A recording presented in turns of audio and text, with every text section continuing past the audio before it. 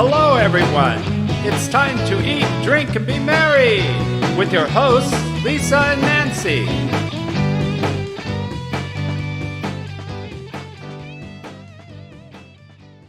Hey, everybody. Welcome to Big Blend Radio's Eat, Drink, and Be Merry show. You know what? It is the first Saturday of the month in October. So, we're going to get freaky. And we're going to get freaky with the diva, Linda Kissam. She's a food, wine, travel writer. We call her the food, wine, and shopping diva. And today she's bringing on Robert Schueller as our special guest. He's been on the show before, actually quite a few times. He's a produce expert at Melissa's Produce. And you know what? Melissa's Produce is like the number one specialty produce company in the country, I believe. And you can go to melissas.com to learn more. But we're going to get freaky about freaky fruit and vegetables for Halloween, but also what we can put on our table for the fall because there's a lot of delicious squash, there's asparagus, but again, there's some freaky fruit and funky things to talk about that we can liven up things in a healthy way. It used to be just like here, Halloween is corn candy, which we now know may not be the best thing for us. So maybe we can, make things a little more fun with dragon fruit and Buddha's hands and rambutan. I don't know how to pronounce it, but Robert will let us know. But first, welcome back to the show, Diva Linda. How are you? Thank you very much. It's turned fall in Seattle, so we have our beautiful, all of the autumn colors are out, which really makes you feel like it's time for Halloween. You start progressing towards Thanksgiving and Christmas, but today's show is really about fall produce and the wonderful things that you can do with it, and wonderful things, new things that are out there that were, of course, as you say, never weren't out there when we were kids. It was candy corn and M&Ms. So I don't know. Melissa's just takes a great leap forward on providing things that are fun and freaky fruits, which actually taste good. So I'm excited about today. And treats like snacks, like you've got the witch's cauldron kettle corn behind you, which Nancy and I just received today, and we're excited to dig into them. And if you anybody in the the neighborhoods of Asheville see Nancy and I riding a broomstick with the kettle corn next to bears, that could be a normal scene because there are bears running around here in the neighborhoods of Asheville. So you might see us running around with a broom. Who knows? Or flying around, I should say. But I don't know if we'll actually take off. But welcome back, Robert. How are you? Thank you, ladies, for having me back there. Always exciting to talk about some of the most exciting fruits and vegetables that are available to us from season to season, from holiday to holiday. So this is what's exciting about Melissa's, and I always give you these reports. Like, I just saw the potatoes in this store. you know? So, like where we are in Asheville and Linda's in Seattle, we can find these, right? This is the one thing that Melissa's is good at being in grocery stores that people can go and pick these up. And if they can't, and I mean, sometimes mainstream grocery stores, it's not always specialty, but you can pretty much find things, your Melissa's Produce in stores around the country. Correct.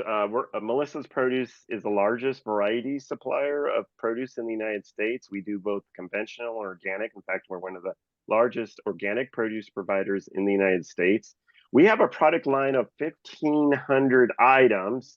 I don't think you're going to find all 1,500 items in every single store. Some are seasonal, but you're gonna find some of our most popular items in a store near you, into the produce department there. We also do a little distribution, especially on the West Coast, of food service, in restaurants and stuff. So we're very accessible in all 50 states across the country, and we're known for interesting, exciting, different, ethnic, and specialty produce items. So wait a minute, your Buddha's hand could go all the way to Alaska. Yes, we distribute throughout the United States there. The season's just about to start. And that is a fruit that is not like a typical citrus fruit where you enjoy the flesh on the inside. You actually, on the Buddhist hand, from a culinary perspective, you use it for the peel. So I see a Oh, picture of it right behind you on your shoulder there. It is called Buddhist hand because of its visual appeal. what starts growing that looks like a grapefruit on the tree, all of a sudden these fingers start to grow, and the actual skin is the Buddhist hand has the most fragrant and flavorful citrus peel than any other citrus variety. So Oh, it's wow. unusual that some fruits you enjoy the skin and not necessarily the fruit on the inside, because there is no fruit on the inside. It's just pith. And that's how you enjoy a Buddhist hand citron. So do you use it mostly for like juices or water, to flavor your water? Because I know that's a big deal. Or do you use it like with You the can use it holidays in, for your cakes and stuff like that? yes, it's used in a lot of baking. And when you need any type of like lemon or lime zest, use the Buddhist hand. It is the most fragrant, most flavorful, and very interesting citrus fruit. So, Hmm. yeah. It's the hand. If Peter Lorre would dig, sorry, that's an old movie thing. But with the hand. Diva Linda, I know it's just amazing that you've so you can order online from melissas.com and Diva Linda gets it on her boat. I mean, that's pretty amazing, Yes. that she was It's pretty able to easy. receive Yeah, this. it's very easy. And I would say that if you're going to do a special Halloween event this year, the items that we're going to talk about today in the freaky fruit category are, if you can find them in your regular or upscale market, then hurry up and order them from melissas.com, because there are so many fun things that you can put in your event, starting with the kettle corn, of course. And those, oh, I call them ramekins, but they're not. What are they? Ramputins? Rambutans. Rammy, Ramekins. Yes, Yes. and those are actually hilarious. They're used for eyeballs mostly. So you can sort of take a look behind Lisa, and in your decorative charcuterie board, you can use them, and they come out looking like eyeballs. It's quite, with the next to the Buddha hand, next to other things, the kettle corn and so forth. You can really make a very special charcuterie board, and or just things around your house. Can you imagine sitting down and somebody having it on their coffee table, some of this stuff on the coffee table, especially the Buddha hand. The Buddha hands are really cool when you look at them, and you're not expecting them until you look at them and you go, oh my gosh, you you figure it out that it's a freaky fruit, but it's good, it's yummy, it's very fragrant, and once again, if you can't find it, you can start looking now in your produce sections, and but you can order it off melissas.com, and I think that's especially if you're doing a special thing, get some of this stuff. It's going to be, not only does it look enticing and strange and wonderful, but it tastes good. All this stuff has wonderful taste to it. Well, it's interesting too because there's fall, vegetables and squash and pumpkins.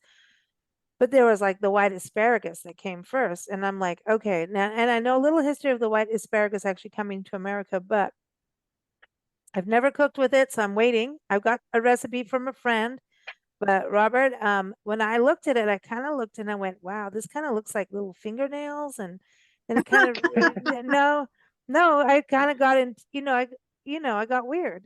Well, come on, that's what Halloween and this whole season's about, right? Have some fun with your creativity. You're supposed to, move that muscle a little bit. And then I was like, wow, okay, do I treat it like green asparagus? And we had this whole conversation with the friends here where we got the produce where we're doing our little pet sitting. As everyone knows, we travel the country doing that. And so now, do we treat it the same as green asparagus or do we baby them? Right now, I cut their little ends off and said, I'm talking to Robert before I like cook you. And now you got a little bit of water under you. So what do I do with these babies? Okay, so white asparagus is, there's only 3 different varieties of asparagus. The green asparagus, which I think most people know, there's white asparagus, and there's purple asparagus. Now, the only natural colors for asparagus are green and purple. So why is there white asparagus? Well, there's a special way to grow white asparagus. The key is for it not to see the sunlight when it grows. Mhm. So there's 2 growing methods for asparagus to be picked white. Either the growers put a shade over the asparagus it's right about to sprout, because when it sprouts, then the sun hits the asparagus, and then the chlorophyll makes it turn green or naturally purple. However, they deprive the white asparagus of getting hit by the sun. So they either put a tunnel over it or they pile dirt before it sprouts out. And that's how you get white asparagus. White asparagus, though you treat it like regular green asparagus, has a very mild and tender flavor to it than green asparagus. So typically you find it in a more elegant white tablecloth restaurant than you do, but you can find it in your local produce departments there. There's a lot of great recipes that you can get on the internet, or you can go to melissas.com. It represents probably about 4% of the asparagus that is available out there in the marketplace. So look for it and try something different, this fall season there. Asparagus is grown on a year-round basis. Our main growing area for asparagus in the United States, if you didn't know, is Peru. It's their biggest export into the United States of any produce item, because they do a few other produce items there. But Peru is where we get asparagus pretty much on a year-round basis when it's not available domestically. And pretty much by now, the fall, the season is the domestic season is ended. So it is product of Peru right now, but give it a try if you've never tried it before. If you love asparagus, you might even love the white asparagus even more. I was thinking that you could do like a pumpkin puree over it, for keeping in the fall colors, a little pumpkin and, or Sure. you got your hollandaise sauce that people could do for brunch. Would it still be good for that? Like a little. Oh, no, definitely. You can use it interchangeably into any green asparagus recipe. Now, the ladies here said they do olive oil, fresh lemon, salt and pepper. And she says she just dips them all in the bowl, rolls them around, shakes them off, puts them on a parchment paper, tinfoil kind of thing, and roasts them for a little bit. And that sounds pretty good to me. A little garlic needs to be in there. Garlic. You guys do garlic too. Oh, yes. We do actually different varieties of garlic, from your common garlic to your black garlic to your elephant garlic. So, yeah. Don't think that just because you're familiar with one fruit or vegetable that there's different varieties, because like when you say bananas to me, I can name 6 other bananas that Melissa's does beyond the typical common Cavendish variety of banana. I don't think most people know the actual name, and it's called Cavendish. But we're a company that does plantain bananas, burro bananas, manzano bananas, baby bananas, and red bananas. Well, there you go. I think you had the little baby bananas last time, Linda. You had those little. I like bananas. I like all the different kinds of bananas, and it's kind of fun to experiment. Maybe once a season, you can try something that you haven't tried before or more. That's what these programs are all about, to help introduce you to what comes each season. And I mean, I'm not sure that without Robert's guidance that I would have gotten those eyeball things. But once I got them, Rambutans.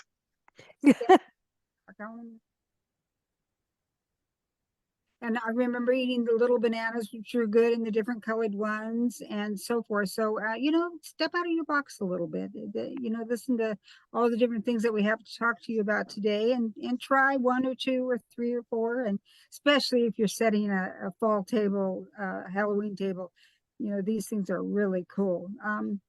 Let me think, besides the kettle corn and the fairy eyeball things and the Buddha fingers, which are really good. What else did we have? We had oh, we've got all those little pumpkins. Oh, and the pink pineapple. Can we listen? I've wanted the pink pineapple. It's been on my radar for a while, and I'm like, that is some delicious goodness. Can I just say, I knew it would be, but I didn't expect it to be that good. I mean, I knew what good could possibly be, but like, I need more. I just want already. And one person is not allowed to devour a whole pineapple in one sitting, but I could. And then I'm thinking, like, what can we do? Cocktail. Oh, I'm going to go there. Cocktail wise, upside down cake is like you've never seen it before. But pink, like this pink, can we get it year round? Or is this, are we at the end of it? Like, when, it can't go away. Okay, so pink pineapples are a newer fruit to the United States. They're grown in Costa Rica, where we get most of our pineapples there. It's a very small crop. Yeah. It was introduced in the fall of 2019, like right before Wow. COVID. It actually became extremely popular in social media, and actually through COVID season, it was like the number one thing ordered through melissas.com because Wow. they didn't produce enough, or they haven't grown enough for it to be available, one, on a year-round basis, and two, have it accessible in all the stores. Up until the last year was the first time we actually now see the pink flesh pineapples in stores across the country. They are still a bit expensive, at about $25 each. But they're still a rare experience, so that's why supply and demand is wide. But with Oh, one thing about I the feel pink, so special. Oh my gosh, are yeah, you kidding me? I'm like, I've got a little bit left and I'm gonna go get champagne. Like after this, I'm gonna go get champagne because I feel like that experience needs to, I don't know why, but pink champagne, we don't need pink champagne. We need champagne or Prosecco, actually even Prosecco in a way with this. So I'm saying like I knew this was special. So sorry, didn't mean to interrupt, but I'm excited. no. But this is the one thing. So you'll receive a pineapple, whether it's online at melissas.com or at your local store. They do not have the top on them, the green Right? top. Hmm. The reason for that is because, if you didn't know, that's how you get the next generation of pink pineapples. So they cut off the top at the grower level and then stick the green thing in the dirt, and it will grow into another pineapple bush that produces pineapples. So that's very distinctive in produce departments across the country, because they don't have the top in it. Most often than not, they're in a box, so they're really easy to find, that says pink pineapple across them. Now, how do they taste different than your regular typical gold pineapple? They taste similar. However, here's the big difference: they're not acidic, so they Right. won't burn your gums. So people who Hmm. don't like pineapple because they're so acidic, you're not going to get that in these pink pineapples. They're super sweet, like pineapples are, but they don't have the acidity. So give it a try. It is one of the more rare fruits in the United States. It's also one of the newer fruits to the United States. And now we have them pretty much on a year-round basis, but they're a little pricey. But that is such a novel idea to give as a gift instead of a wine bottle, when you're visiting families and friends. And just a kind of a novelty crowd pleaser when you bring it there, because it would be a rare experience to try a pink Are pineapple for you the first saying I time. need to not keep hoarding it? Is that what you're saying? Okay. No, no, no, Because no. You could do what you want there. I I can mean, send you more, but no problem. but what's interesting, as soon as, one friend said, "Oh, pineapple, I can't because of the acidity," and I'm like, "Oh, you need to. This is delicious." And I could taste that difference. And I honestly love both spectrums, right? And Yes. pineapple is one of the most healthy fruits if you have inflammation of any kind. You go to the dentist, drink pineapple juice, eat pineapple if you can chew, depends. But pineapple is really good for any I don't, if you fall down and hurt yourself, you got a broken arm, whatever you're going through that your body is inflamed for any way, pineapple is your go-to. It if I'm not a doctor, but I'm just saying. I better say I'm not a doctor so I don't get in trouble. But pineapple for just, that additional support is a delicious way. And you can always add a little rum to it. Yes. Well, Now the you have pink my pineapple. attention. Well, I'm thinking, and I think, Robert's really right. It's, even over Halloween, pink is not always like the thing you think of, but it brings up like, hey, this is different. You're allowed to be different on Halloween, and Halloween reminds us to get over our old mindsets and go into the new mindset, right? Right. Handle those ghosts. And so pink is good. So, Yes. so So that Linda, yeah, go ahead. okay. I was just going to say that segues really into what this conversation's been about is, because of the fall season, we're seeing all the, your grapes and your tree fruit and your melons. You're starting to see less of those because the season's ending. So fall, it's the peak of the season for tropical fruits. So when you go to our site at melissas.com, you can go to our site and see all about what we call freaky fruits, which is what we've been talking about here, and how to use these peak of the season tropical fruits that look unusual and in some cases scary to people because they're so unusual looking, and enjoy them during the peak of their seasons, like what we've been talking about, the rambutan, or the rambutan is a smaller fruit.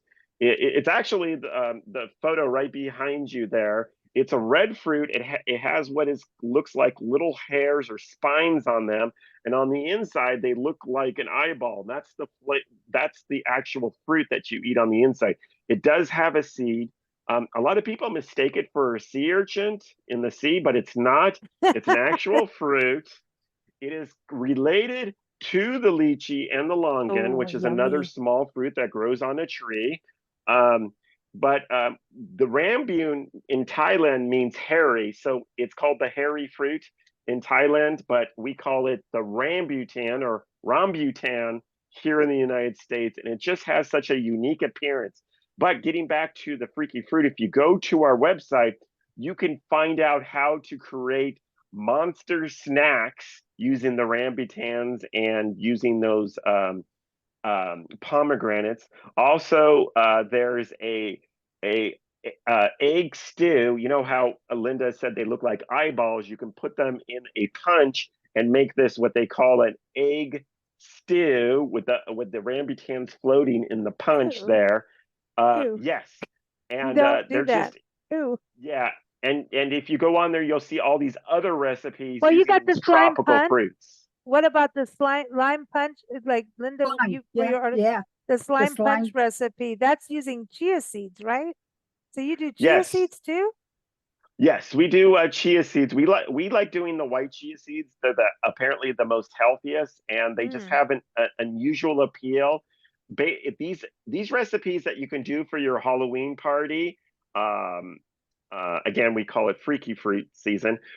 You just use chia seeds. You need a couple cups of water. You need limeade and green food coloring, and it makes this green stew that has these little dots in them. It's really cool. There's photos on there, and the recipes are really simple. It really doesn't take a lot of time to create any of these recipes. On our website, we have a witch's brew elixir that you can create, sugar worms using jackfruit and Buddha's hand, a freaky fruit salad, a haunted graveyard using a jackfruit, dragon fruit ice cream, which is using dragon fruit and using a melon baller to make what looks kind of like eyeballs. Oh, dragon fruit, And then you've got that other melon you sent us. Okay, what's the other melon name that I never get right? Kiwano melon. Yeah, tell us about that because it's different. Yeah, it's a yellow orange spiky. It looks like kind of like a little landmine. It's bright orange, yellow, green on the outside. On the inside, when you cut it open, it's all green, slimy type seeds. But it's like a cucumber to eat. Yes, it's actually in the cucumber family. It's a little sweeter than a regular cucumber, and you can carve and like little mini pumpkins. You can carve and make scary looking goblins and ghosts. You would see this on our website on the photo where we have like an eyeball on the Kiwano melon with a mouth and all the green slime, which is the interior of the fruit that's on the photograph of our freaky fruit recipe section on our website. So you got to check it out. So I just got the melons. So do I put them in the fridge or should I leave them out? The Kiwano melons, like cucumbers, they are fruits, so you can keep them on the counter for a long time. If Oh, cool.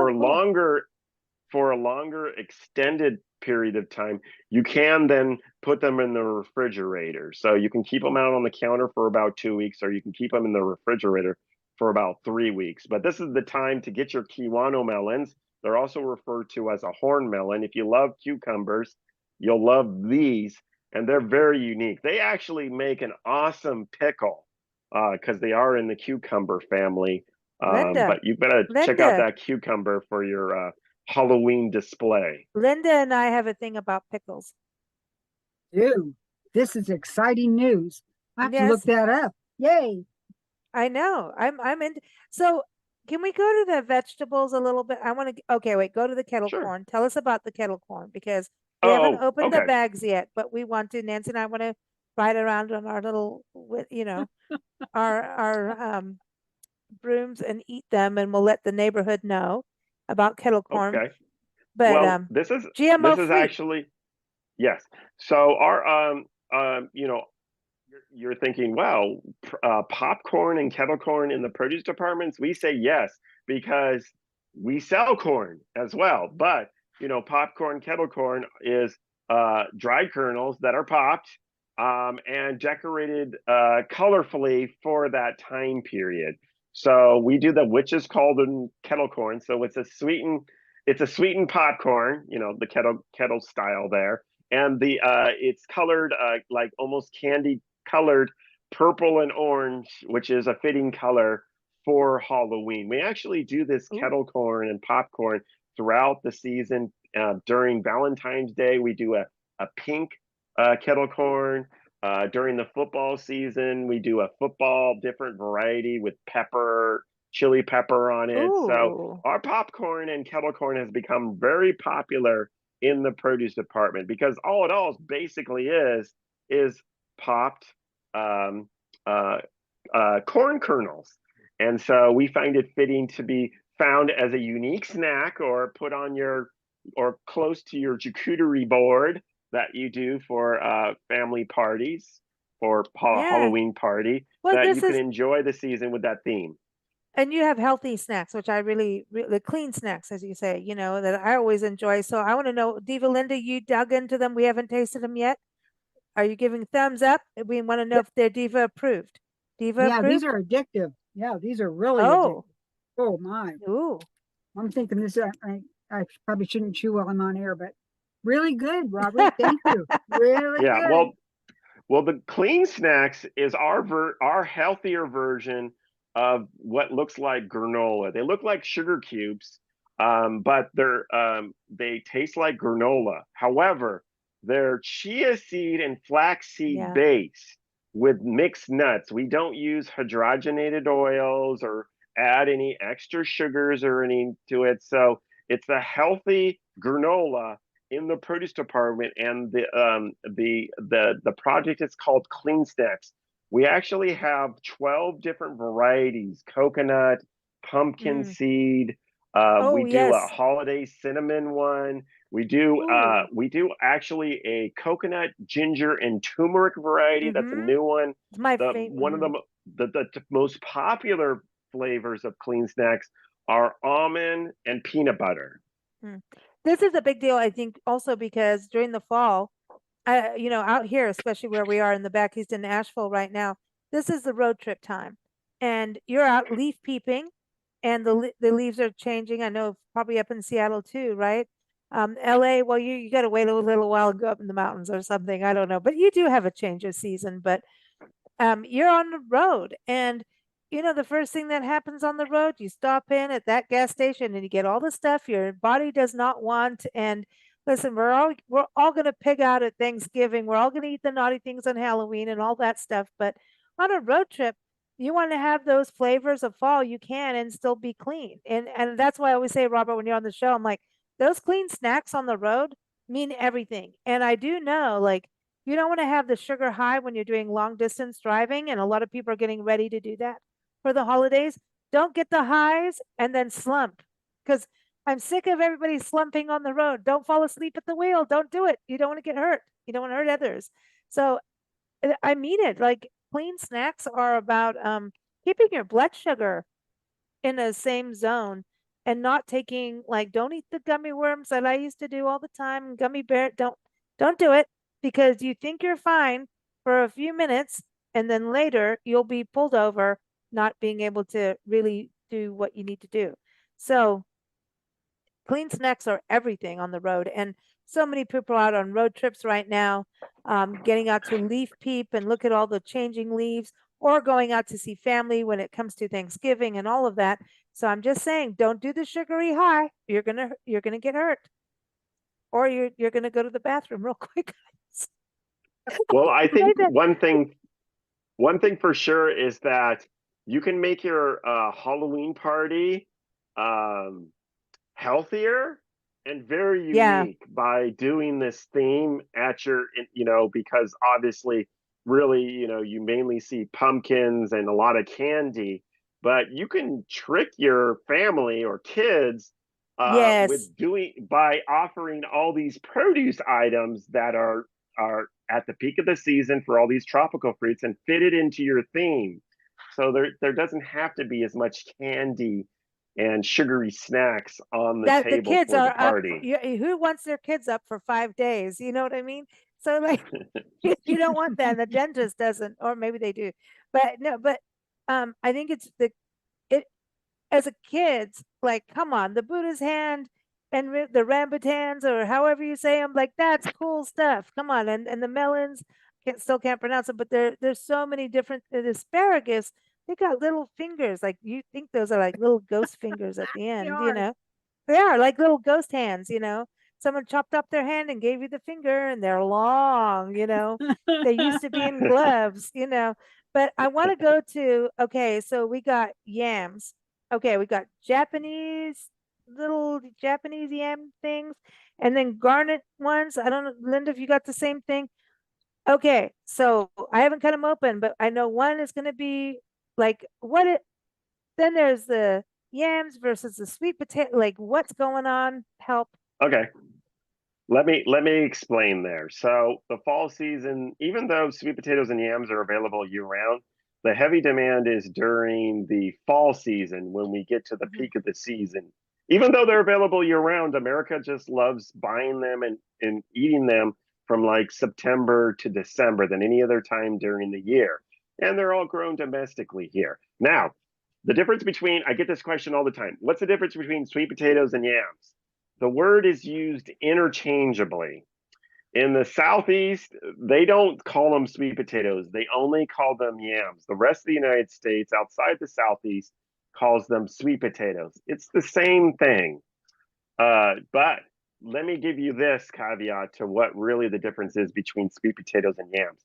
Sweet potatoes, when you cut into them, they're either colorful and they're sweet in flavor.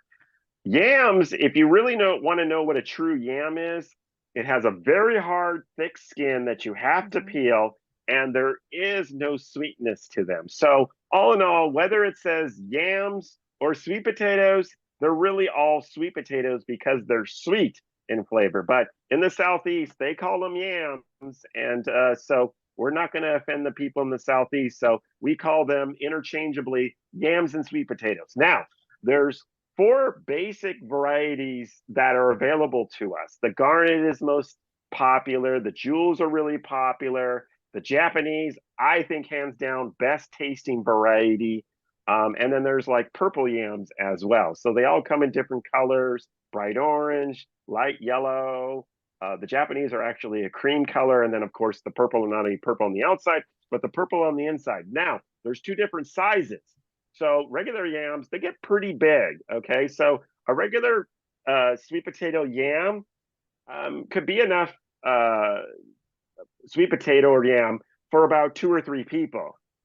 But Melissa started doing these baby yams and sweet potatoes several years back because one, they're small, like the size of a small banana. So if you're in a small family household, one, you're not committed to eating a big sweet potato or yam, and two, the cooking time is like a fourth the time than a regular sweet potato or yam. So we find that the baby sweet potatoes and yams, whether it's the garnet, the jewel, the purple, or the Japanese varieties, they're just easier to cook and work with because of their size. They're like 1/4 the size of a regular sweet potato or yam. Those sweet potatoes can be really hard to cut with a knife.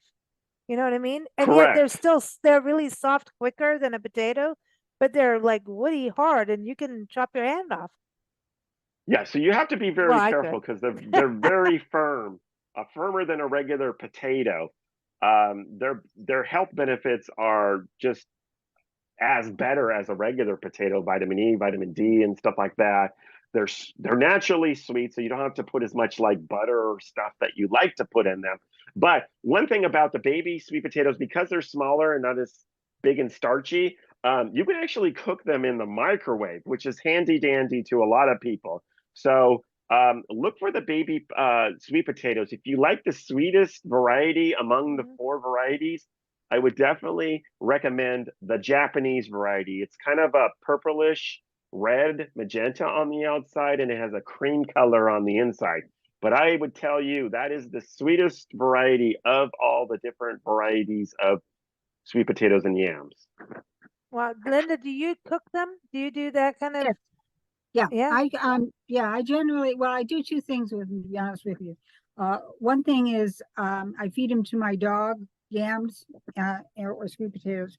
A Her lot of daily people do. diet, yeah, which really has. I have a Scotty dog, and Scotty dogs are notorious for allergies. They look at something and they're allergic to it, so they tolerate yams really well.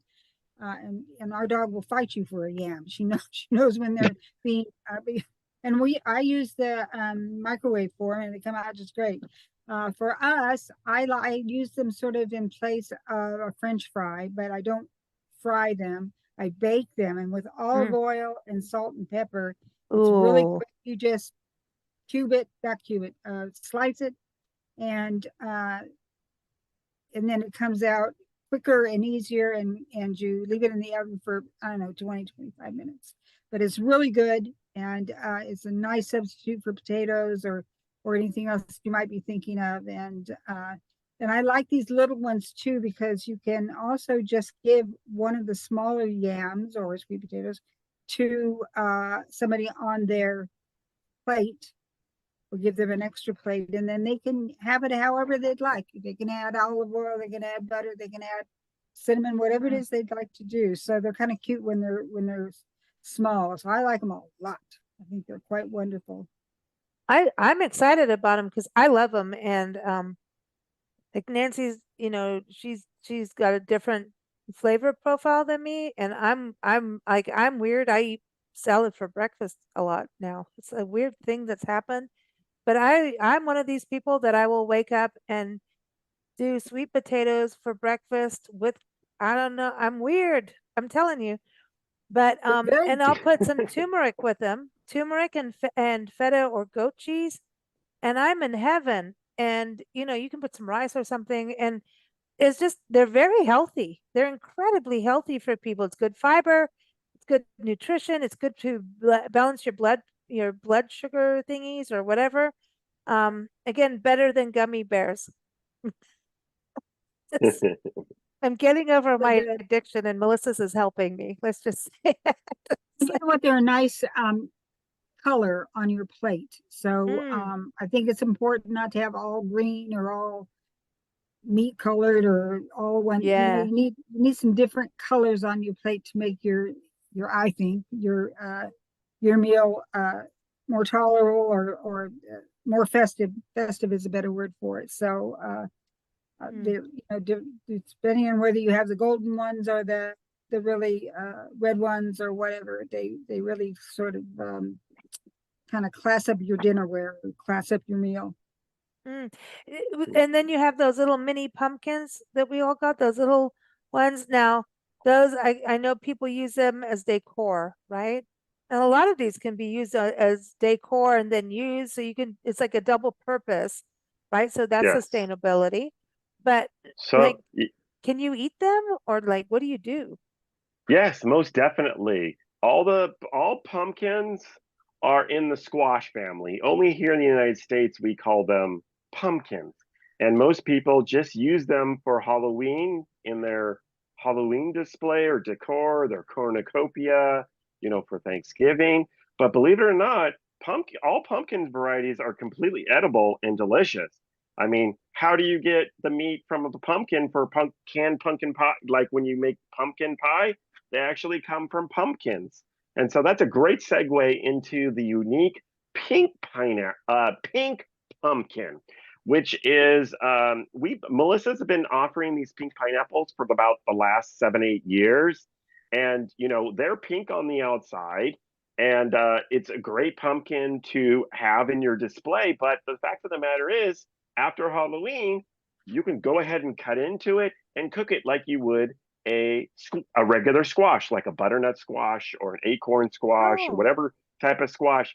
Pumpkins are completely edible. Obviously, if you cut them into a jack-o'-lantern and then you sit them out, you wouldn't want to eat the pumpkin. However, a lot of people just put pumpkins on display.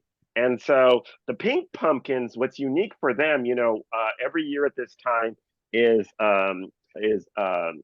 breast cancer research, or mhm. pink labels that you find on products throughout your whole store coming up in It's the October. awareness month. Yeah. Yes. Yeah. So our pink pineapples, you'll even see it on the label. And once we distribute those pink pumpkins into the produce department, they disappear before Halloween. So it will say on the sticker in regards to it that it's a pumpkin. And a donation is made to breast cancer research for every pink pumpkin that we sell during the month of October. But like I said, during the first couple weeks of October, they disappear really fast, that you're actually supporting the cause for breast cancer research and the pink cause. So look for pink labeling and pink products all over your store come October. So pink pineapples, pink pumpkins. I like this. We're going pink for Halloween. I like it. I like it. What about the little orange ones? Little orange pumpkins. Oh, yeah. The small little ornamental ones, Yeah. they're beyond ornamental. You can eat the orange ones. There's also little white ones. Yes, they're rock hard. I recommend microwaving them for about 30 seconds in the microwave. Then you're able to cut them and cook them like a regular squash variety. And it's perfect size because it's single service size. So because they're smaller, you can actually cook them in the microwave. I instead of using a lot of butter, I like using herbs, but you definitely can use butter. So any of those ornamental pumpkins, and then there's like the softball size one. They're called sugar pie pumpkins. That's the most popular pumpkin that they actually use to make canned pumpkin, to make pumpkin pie. That's one of the more delicious varieties of pumpkin to make pumpkin pie from scratch. But also a tip, just to let you know, butternut is a great squash that you can use for pumpkin pie as well. If you didn't know, I had mentioned that only here in the United States that ornamental orange squash we call a pumpkin. We call them pumpkins here in the United States, but everywhere else they're just called squash.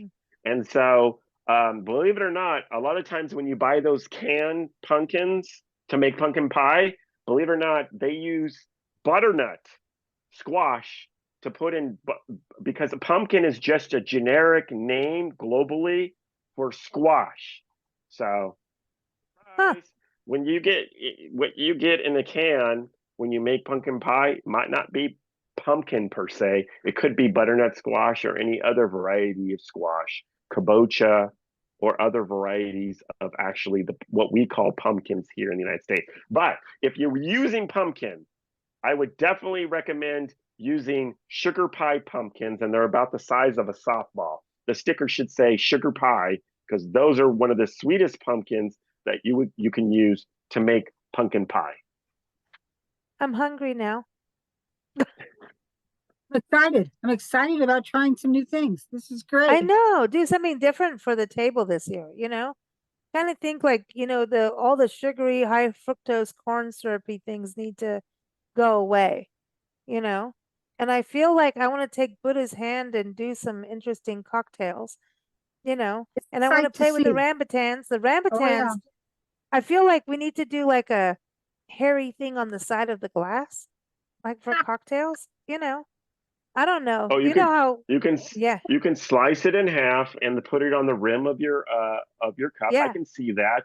Or you can also take out the fruit looks like an eyeball on the inside, and float it. throw it into your martini and have a rambutan martini or something along that lines. And it would look like a floating eyeball in your martini glass. That's Classy. my style right there, Robert. You've got it, man. With the hand, you know. I've just got the Peter Lorre, the hand, you know, the tingler and all that. Have you watched those? Is that gotta go? Yeah. Yeah, seriously. You gotta watch the tingler and the hand. The hand. Sorry. Listen, it's that season. It's so much fun. We need to have a little fear and face the fears. That's what Halloween is about, facing the fears and having fun with it, you know? And I think this is a way also for people to face fears of getting in the kitchen and trying something new. And it's a way to get kids interested in produce and vegetables and fruits and let them be part of it. Let them take on the projects, you know? With the now, do we need to be worried about touching the spines of those rambutans? Are we going to get stung or anything? No, no, no. They're not thorns. They're literally hairs of the fruit. So it actually feels like a sponge. So yeah, they're not thorns. I didn't touch them. However, I'm going to get them out now.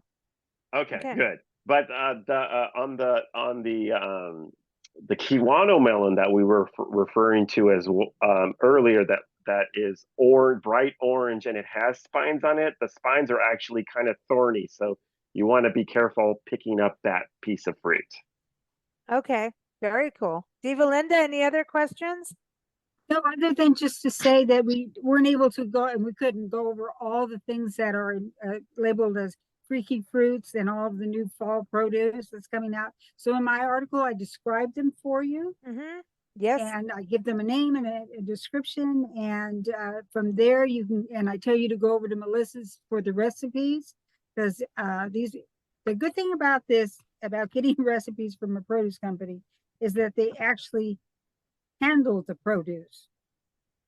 It's theirs, and a lot of times, I know you originate some of this fruit. You do some real interesting gardening. So anyway, go to Melissa's. Start with my article, please. Then go to Melissa's, and you're going to find all the fun fruit, all the wonderful recipes. It's a great site, just in general. Just in general, I love it, and highly recommend it to you. But there's lots more where this came from. We didn't even we kind of You cracked can't, the top your to- article, you're like, here's like, it's like 101 Dalmatians. Let's go. It's so much. For each one has a different spot, you know. No, but and everyone, the link is in the show notes for Diva Linda's article. You can also go to blendradioandtv.com and just type in freaky fruits. You'll find it. But Diva Linda, you're right. You had such a great idea, not just for the freaky fruits, but also for the fall table, which I thought was what great. can you what new thing can you add in this year to Thanksgiving and then into Christmas? I mean, there are fun, tasty, wonderful things, and take a look at those recipes. They'll give you an idea of what else you can do besides what you've been doing for 100 years. Yeah, yeah, we don't want to do what we've been doing for 100 years. We didn't have the wine we have now either. So That's right. well, wait a minute. But anyway, no, but it's really true. And again, melissas.com. We're here every first Saturday with Diva Linda. Keep up with us at bigblendradio.com. Thank you both. Thank you, Robert. It's always a pleasure to have you back on the show. Thank you. I'm Thank hungry. you, ladies. Thank I you. want some pumpkin pie now. Thank you. Yum.